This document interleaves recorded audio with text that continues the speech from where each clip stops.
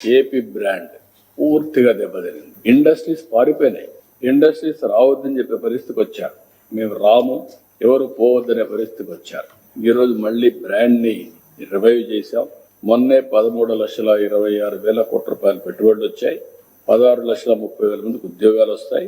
SIPB ఇప్పటికే 8,29,000 మందికి 8,29,000 కోట్ల రూపాయలు ఆమోదం చెప్పాం. దీనివల్ల 7,62,000 మందికి ఉద్యోగాలు వస్తాయి.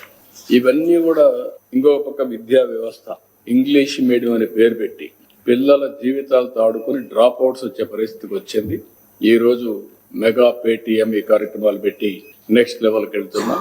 ఒకప్పుడు ఆల్ ఇండియా లెవెల్లో టాప్ 5లో ఉండే విద్యా వ్యవస్థను నాశనం చేస్తే మళ్ళీ దాన్ని రివైవ్ చేసి టాప్ 3లో కానీ నెంబర్ 1 కానీ ఒక ఆల్టర్నేటివ్ ఎడ్యుకేషన్ ఆంధ్రప్రదేశ్ ఒక మోడల్ గా తయారు చేయడానికి ప్రయత్నం చేస్తున్నాం.